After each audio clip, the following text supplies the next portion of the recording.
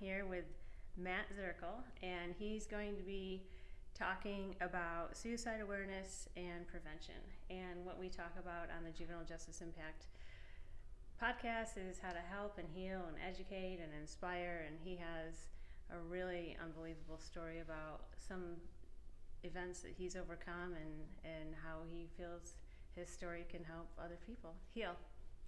So thank you so much for being here. Well, thanks for having me. Appreciate it. So tell us right before we started videoing, we were talking about some of your childhood and something took a really big turn for the worse, and we're going to discuss that and how you overcame everything. Sure. Yeah, I mean, I grew up in Chicago, 28 years there. Had a really amazing childhood. Probably one of the last generations of kids that lived outside, riding our bikes, playing baseball. Typical. Those were the days. They really were. Typical Sandlot-esque, group of guys. A lot of them I still talk to today. Nice. And just a picture perfect childhood. Absolutely loved every day. Never really had a bad day. Didn't really know what that really even meant. And as time went on, I was very into sports, football, baseball. High school came along. I was the starting quarterback in high school. Did really well in baseball. And was really looking forward to college. I jump-started right after high school and started summer classes and wanted to get a jump on college as soon as I could. The plan was at the time, I had a girlfriend of 4 years, and our plan was to just go to a local school for like a year or so and then transfer to a university. Like a community college? Yeah, exactly. That's where I went. That's where I started. I mean, why pay full price for gen ed, right? No, seriously, we would just be like, because a lot of us, we didn't know, we weren't sure what path we were going to go down. We're like, all right, let's start out here, and that's Sure. where a lot of us really, had our springboard into, furthering our education. Yeah, so same here. And really my plan was to become a history teacher. I've always loved history, and the three of us were going to transfer to University in Illinois, and really simple plan. East Coast education. Yeah, put a little plug in there for that. So, I had, we lived in a small house, two bedroom, one bath, which I will never do again. The one bath is rough, but we made it. It was my older brother and younger sister and my parents, and really just, again, had an amazing time growing up. And then, something came about and really changed my life.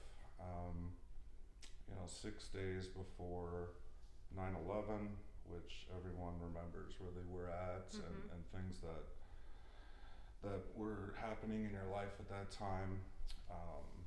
My sister, which, I was 18, she was 17 at the time, she took her life on September 5th, 2001. And I'm so sorry. And just so that everyone know, we've spoken about this in detail previous to this show, and I can't say how sorry I am for what you experienced. And he's told this story to me previously, and it's just so heart-wrenching. I appreciate that. I woke up that day, and I was supposed to go to class in the morning, and I woke up to my dad already on the phone with 911, and I knew when I went up those steps that day, my life would never be the same, and it was really hard. I had to say goodbye to her. We didn't know any. She didn't leave a note. She didn't. And there was no signs, no. We knew that she was depressed, but you never in a million years think that someone's going to take their life. especially with sounds like a very supportive family and. Yeah, you know, she really struggled. You know, hindsight's 20/20, but you know, it didn't just affect me personally. It was really kind of like a bomb that went off, and really affected the entire community. Sure. You know, a lot of people knew our family. You know, I played quarterback. My older brother, he was also the quarterback in high school, so the community knew us pretty well, and you know, it was kind of like a shockwave that went off in the whole community. And you know, I'm the one that called her school and told them the news that day. I had to call my brother, who lived in Las Vegas at the time, and you know, being 18 years old, I didn't have any life experience. I mean, I never even had a flat tire at that point. You know, and seeing my mom that day, you know, really changed me. You know, I've never had kids, but seeing a parent lose a child was very, very intense and really changed me. And Changed the whole family. it really did. And so, you know, and she also chose to do it on my brother's original wedding day, you know, so it was something she planned out. It wasn't just a random act, you know, so she was definitely struggling with a lot of things. And, you know, all my friends are in college at this point, and, you know, it's before the social media boom, you know, so Right. I couldn't really broadcast my feelings out, and you know, became really isolated and depressed, you know, without any life experience. And I didn't grow up with religion or church or anything like that, so didn't really have any foundation to help me through it. How did your family cope? I mean, do you feel like it brought your family closer together? You know, I think we were all kind of going in our own directions. You know, my mom and I, we were definitely very close during those times. You know, we talked at the, you know, dining room table every night about, you know, how we gonna get through this. And, you know, it seems to be the case when people suffer a loss, is, you know, your friends and family, they don't know what to say, they don't know what to do, and especially a tragedy to that degree. You know, so in a short period of time, we're not only grieving my sister, but we're grieving, now we're considered like aliens to our friends and family who see the pain in us. Wait a minute. So you're saying that your friends and family, you said you feel like aliens. I mean, why were they not? Did you feel like they were taking steps away from you, as opposed to coming towards you and helping you with Exactly. Yeah. You know, I think because of the severity of the tragedy, right? The uniqueness of it. You know, it wasn't like and I'm not lessening someone dying from cancer or anything like that, but it was such a shock wave that went through the whole community and our family that I don't think people really knew how to act and to talk to us, and so within a couple months, I mean, everyone was gone, you know, and it was really hard to deal with that, you know, and as more time went on, you know, 18, 19, 20 years old, my mom started going to a spiritualist church where they, you know, started talking about spiritualism. I was really reluctant at first, but I went all the way to the line in my own mind with taking my own life. You know, with suicide, it's so, you know, you look at yourself in a mirror and you ask yourself, was I really a good brother? You know, you think about different arguments you had with them and they become magnified, right? There's a microscope on them that wasn't there before. Sure. You know, I mean, most siblings, they fight all the time, right? Yeah. And they get through it. But when something like this happens, it it becomes a very tough situation to get through and cope with. So, you know, as I went through my sister's room, I found out that she was an amazing writer. She had a depth to her that I didn't know about. You know, and it's just, it saddened me at the time that she was so, you know, depressed that she felt she couldn't share anything with anyone, you know, and my hope in telling my story is that, you know, anyone that's dealing with depression, anyone that's considering suicide, to have the courage to, you know, reach out to a family member, reach out to a friend. You know, if I would have known, you know, what my sister was thinking about, I would have stopped everything I was doing to try and help her, you know?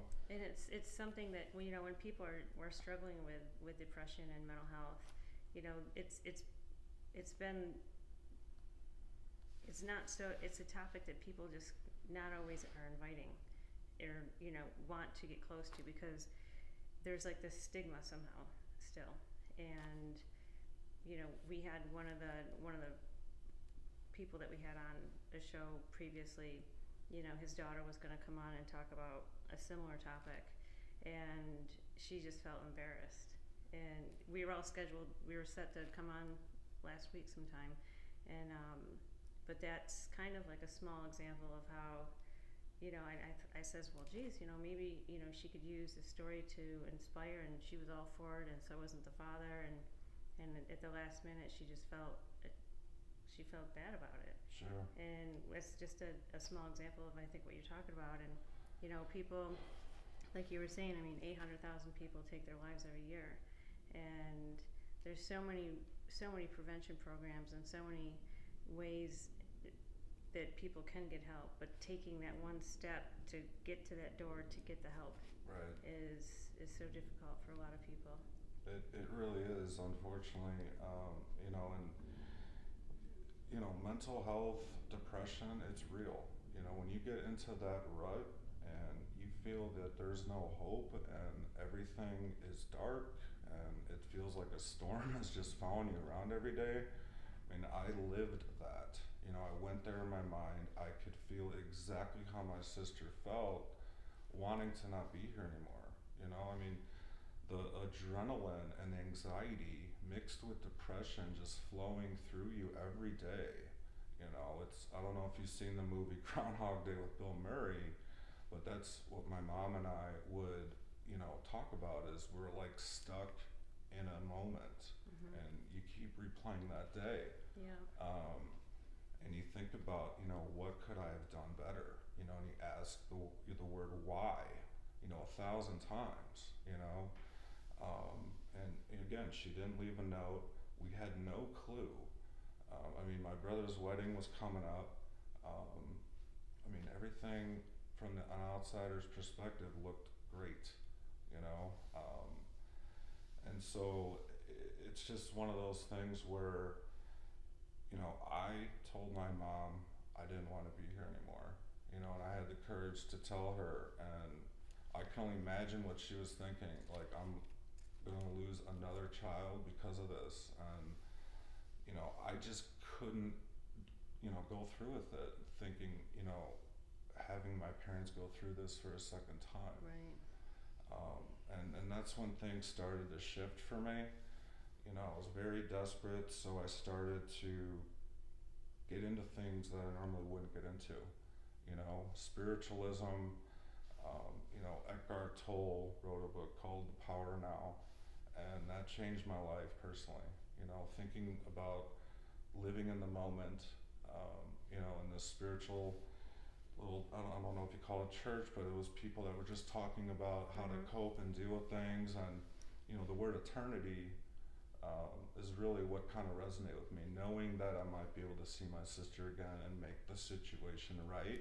And speaking of which, you're speaking of a book that changed your life, and previous to coming on this evening, he had discussed how he wants to write a book, and think about the piece of work that you put out and how that's going to help so many people as well.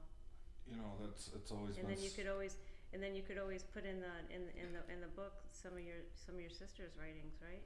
Absolutely. You know, I found a poem that she wrote and submitted it to, I think it was poetry.com or something. It was like 20 years right, ago. right. I remember poetry.com. Yeah, and she won one of these contests Nice. for kids under 18.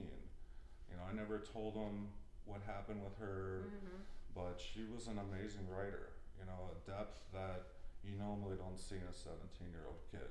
Yeah. You know, and you still have them? I still have them. You know, it's something I'll never not have, and I read them every so often. Nice. You know, especially around the anniversary, and you know, but again, I don't have any of the answers that drove me into grief. You know, I don't have the answers to the why. Right? I started looking at things different. I forced myself to start looking at things differently. You know, Wayne Dyer, one of the best quotes that he says is when you change the way you look at things, the things you look at change, right? And it may not mean anything to someone that is hurting so bad, but at some point you have to make a decision to start moving in another direction. Yeah. Get out of your comfort zone and force yourself to do something you may not be comfortable with doing, but give yourself a chance and see what happens. You know, my dream was always to, you know, find a person like my wife, which I found, thankfully, and just have a normal, relaxed, peaceful life. You know, Sure. and I believe when you get through that eye of the storm, you give yourself a chance. You know, things do change for you. You know. They do, and you know, looking at the experiences that I've had and the people that I've met along my journey, it's just so incredible. I mean, you were even speaking of some of the podcasts that we've had, you know, people that have overcome some incredible tragedies, and it just sometimes it's that one word or one phrase or one moment that you realize that you do have the strength within you to overcome it. Now, going back to your family, did anyone ever rekindle any of those relationships where they felt like they kind of took a step back? Yeah, you know, and I'm sure a lot of it was self-inflicted as well. Being in that depression hole and grief, I'm sure I wasn't exactly the most approachable person. Right. And again, prior to social media, you know, there weren't, you know, an abundance of ways to connect with people. Sure. You know, you had to leave a message on their answering machine and the phone with the cord. Right. Yeah. So, you know, it was a little more difficult to connect with people, and so I think it was just kind of the perfect storm, and you know, creating isolation. But thankfully, my mom, you know, really took me with her to these meetings and started connecting with different people that started changing the way that I think, and kind of poured a foundation of spiritualism that I carry with me today. You know, I honestly never thought I would be able to get through it. It was so intense for me, you know, and it wasn't until, you know, I started going to these meetings for people that lost someone by suicide. Can you let the audience know what meetings you're speaking of, in case there's anyone out there who's listening, they might be able to get the same help that you did? Sure. You know, it depends, I guess, where you're at in the country. I'm not sure if they're, you know, all over the country. I know they were here in Vegas and Chicago, and it was loss, loved ones survived by a suicide. The one in Chicago, Catholic Charities ran that, and you know, the first time I went there, it was a group, an 8-week group, and there was 9 women. I was the only male, and everyone in that group had lost a sibling from suicide. And it was the first time I actually talked about my feelings. I felt validated, you know, that I wasn't that alien that I felt, you know. And there was one girl in this group, her name was Tanya, And we all went around the room and talked about, you know, our personal loss, and she talked about how she had lost two brothers. And I had never felt more compassion and empathy to someone, and like just having those connections with like-minded people that went through a traumatic situation similar to mine, really kind of changed the game for me. Sure.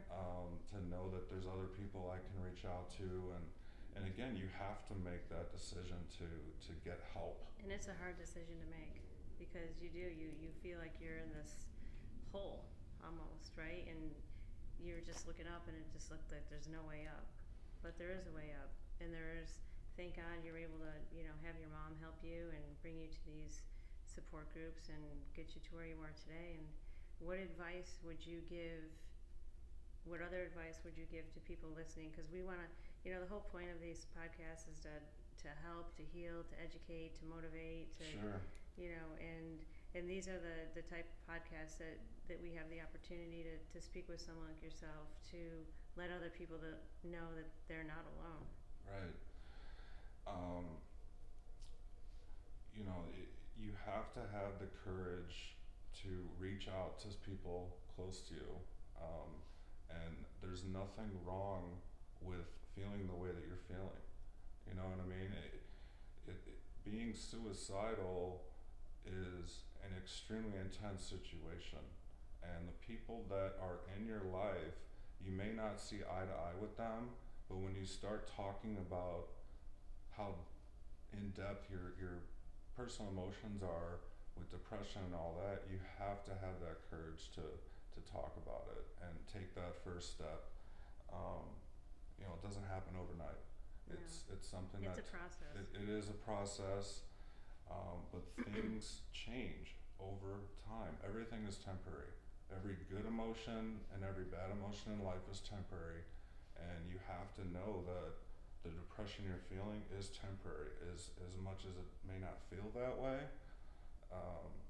you know, depression passes just like your wedding day and the most amazing moments you have in life. Mm-hmm. Those are also temporary, and you know, people that take their own life, they get caught up in that pain, and they don't think that it's temporary. You know, that maybe they've never seen that light at the end of the tunnel. They've never gotten through one of those ruts before. So to really know that, you know, your pain is temporary, and there are people that, like myself, that are going to be in these loss meetings that have been through it, that can help you get through it. So I'm so grateful that you found that help and support in your life.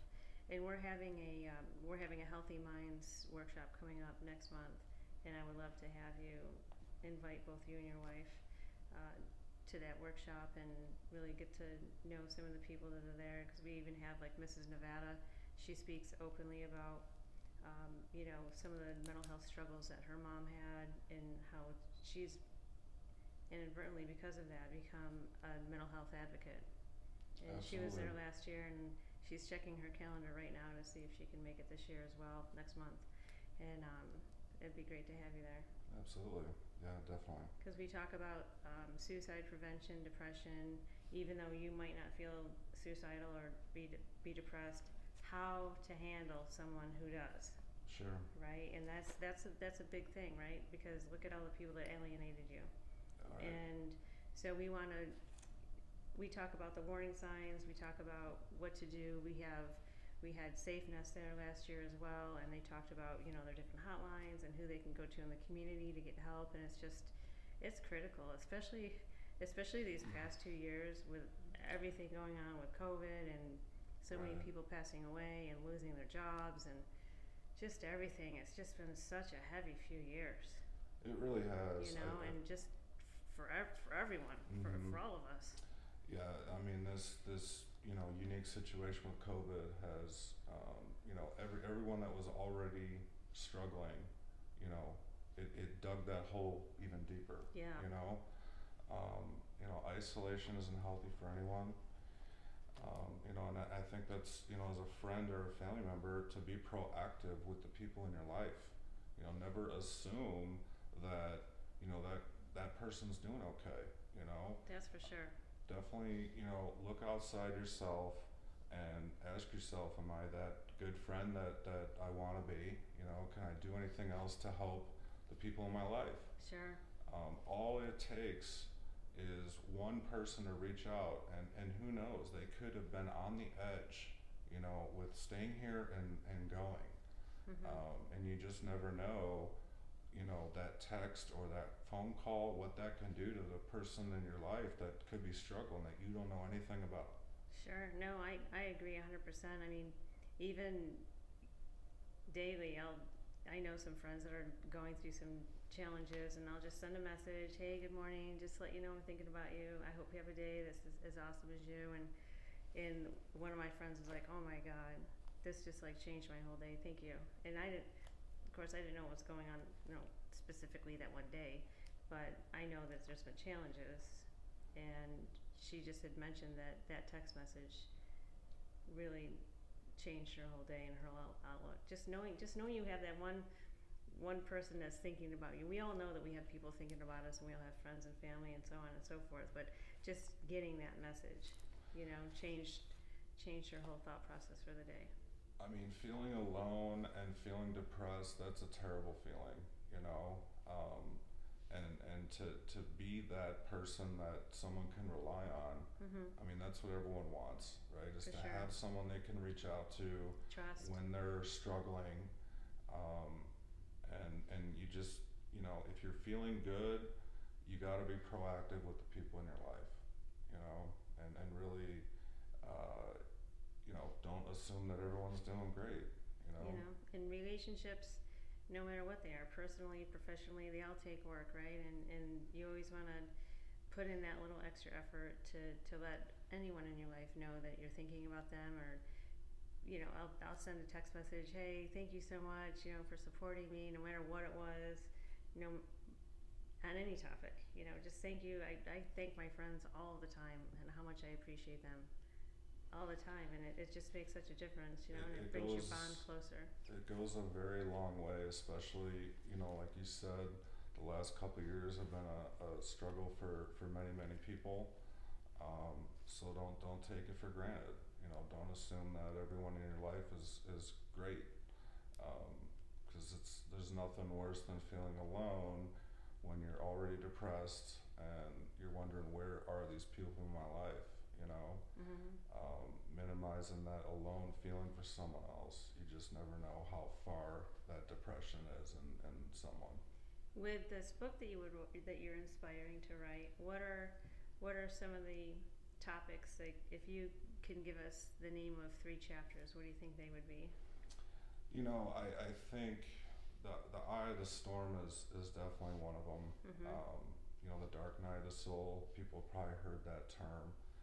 You only go through it once. Yeah. And if you can get through it, that strength that you have stays with you no matter what, in anything in life. And you feel like there's nothing you can't get through, you know. I think another chapter would be just your thoughts and how many stories we play in our minds, and our reality is really what you make of it in your mind. Sure. You know, and how powerful your thoughts can be. You know, circling back to my sister, I still don't have all the answers as to any of the answers as to why she did that. But I just changed my thoughts, changed my thinking. And again, it doesn't happen overnight, but you know, the power of your thoughts, you know, change everything inside of you.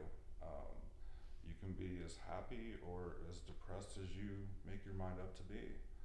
And even if you're not happy, you know, try something that's different, that might change the course of things. And Anything. You never know what could happen, you know. Well, thank you so much. If you don't mind, is there a way that people can get a hold of you if they want to email you or contact you some way? Because I mean, this has been very inspiring, and I think I know for the listeners, the people that are listening, and the people that are going to be able to watch this video on YouTube, how can they get a hold of you if they want to just say, maybe someone wants to reach out to you and Sure. thank you. Yeah, I mean, if anyone wants to send me an email, my email is mattzirkle82, MAATTZ, Z as in zebra, IRKLE82 @gmail.com. Wonderful. Thank you so much. And for all of you who would like to get a hold of any one of our teams at Juvenile Justice Impact, we can be reached at juvenilejusticeimpact@gmail.com, or you can visit our website at www.impactjji.com. And thank you so much for sharing your story. And I can't tell you, he's just such a what's it called, salt of the earth, the Italians used to say, and his beautiful wife. And we had the opportunity to meet last week, and thank you so much for sharing your story. And I appreciate you having we'll have me. you on when you're the New York Times #1 bestseller, right? We'll be buying your books. I hope so. Anyway, well, if there's anything else you would like to add or comment on. No, I appreciate you having me on. Again, it's a tough subject to talk about, and hopefully my story can help others to start being a little more proactive about it. So I believe it will. Well, thank you so much. Thank you, Thank you. and thank you both for coming here.